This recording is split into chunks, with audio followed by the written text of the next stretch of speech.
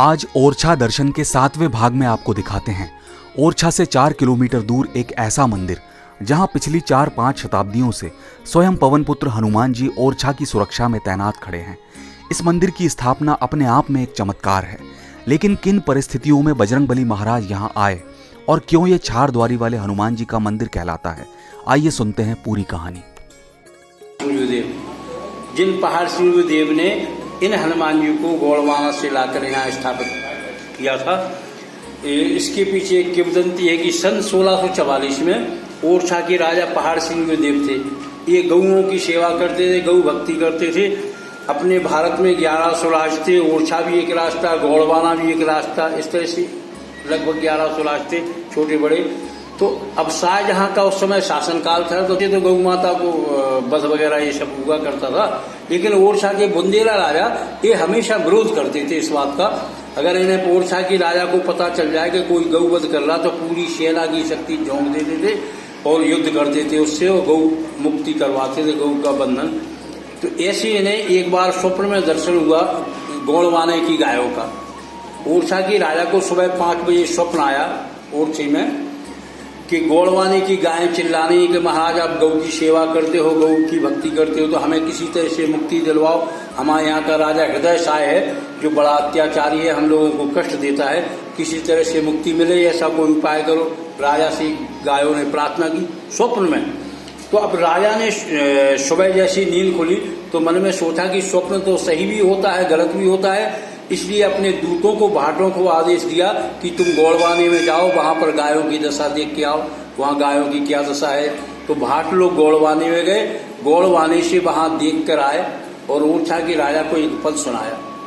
जो पद हम आपको सुना रहे हैं, ये पद ओरछा में इतिहास की, ओरछा इतिहास की पुस्तक में प्रमाण के लिए मौजूद है। उसमें लिखा है कि भाट ने ओरछा के राजा को ये पद सुनाया। पड़ी है पिशाचिन बीच, पड़ी है पिशाचिन बीच, जो तत् हैं 8 याम, शुद्ध हूँ न लेत पापी, दृढ़ हूँ के खाने की। कान्हा जू की काम धेनु, करती हैं बिलाप रोए, सो कपिला की जात कहूँ, भाग नहीं जाने की। हाथी, घोड़ा, गधा, कुत्ता, बिल्ली, इनको अगर मालिक प्रताड़ित करे तो ये भाग जाते हैं, लेकिन गौ माता ऐसी पवित्र जाती है, ऐसी सीधी जाती है कि मालिक कितनी मारे पीटे तो शाम को अपनी खूंटी पर पुनः वापस आती है।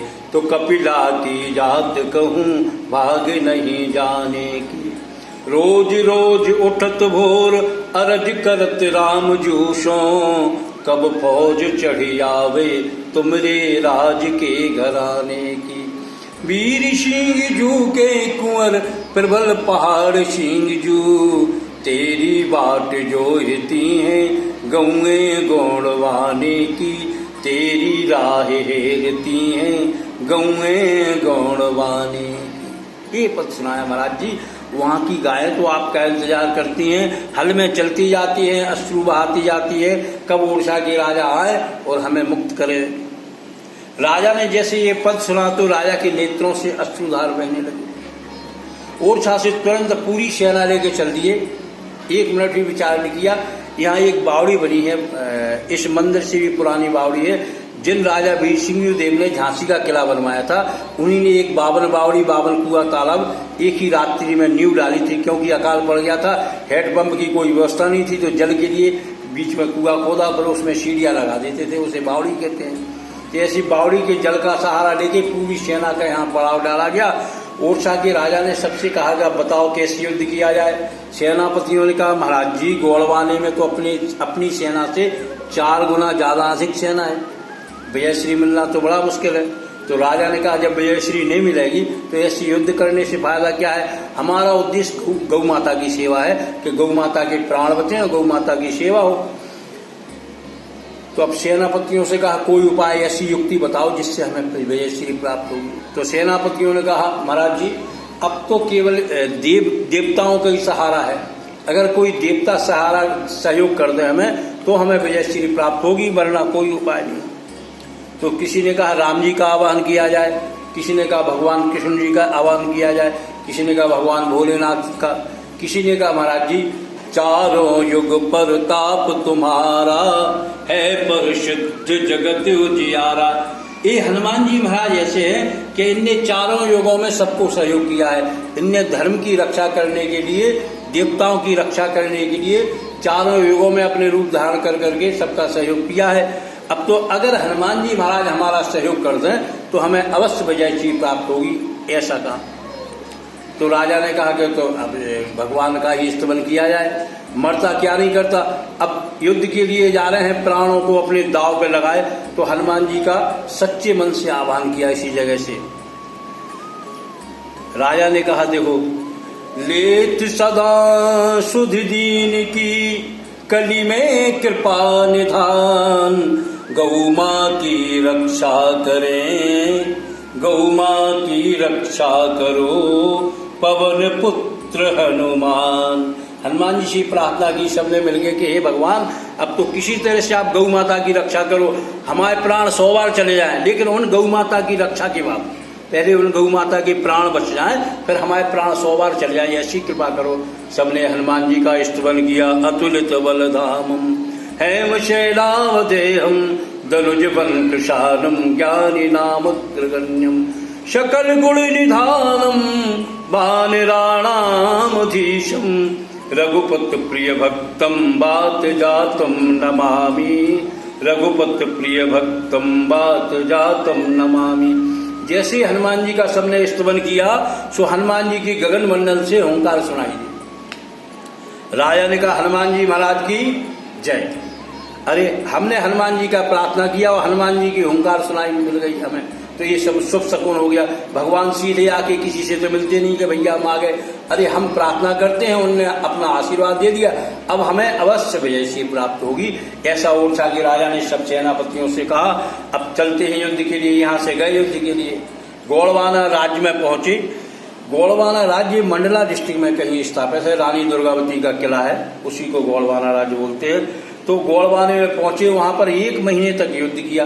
पहले वहां के राजा को समझाया कि देखो गौवध बंद कर दो, गौ माता को काय के लिए कष्ट दे रहे, लेकिन राजा नहीं माना। तो फिर राजा से युद्ध किया, 1 महीने तक युद्ध किया।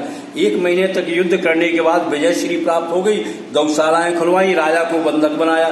जब ओरछा के राजा पहाड़ सिंह देव गोड़वाने से चलने लगे तो सोचा कि यहाँ के राजा का किला देखें कैसा है।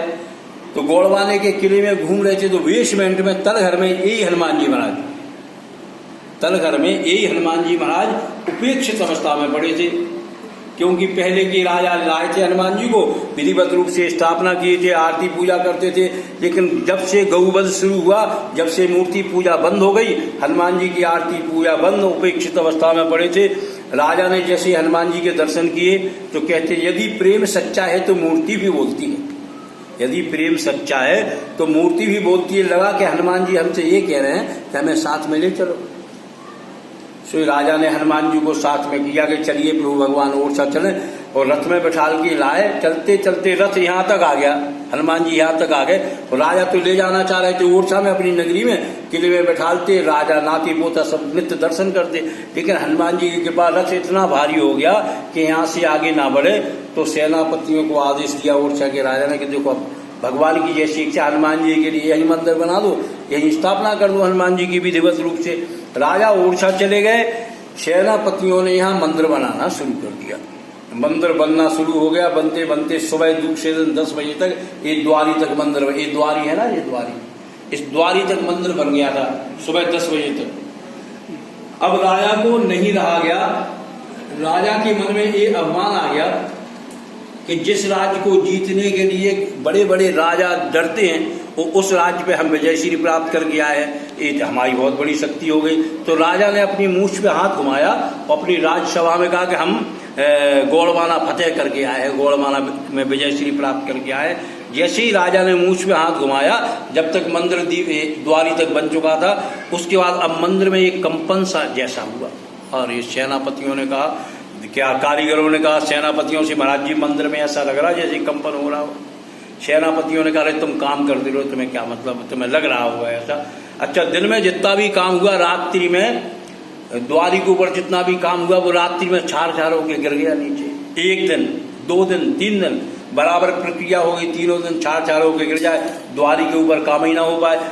अब तो सेनापति दौड़ के गए महाराज जी के पास, महाराज जी बड़ा कमाल हो रहा, 5 फुट चौड़ी दीवार, चूना की दीवार है और चारों तरफ आपकी सेना लगी है, परंदा पर नहीं मार सकता है, लेकिन दीवार अपने आप ढह जाती है द्वारी के बाद।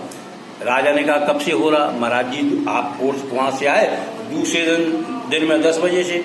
तब राजा भाप गए कि 10 बजे हमने अपनी मूंछ पे हाथ घुमाया था कि हम विजय श्री प्राप्त करके आए। अरे ये तो हनुमान जी ने हमें विजय श्री दिलवाई थी। अब राजा आए हनुमान जी की शरण में, हनुमान जी से प्रार्थना की, भगवान ये विजय श्री तो आपने दिलवाई है, लेकिन हम अपनी मूर्खता बस में कर बैठे कि हमने विजय श्री प्राप्त की है, ये हमारा भूल है, हमारा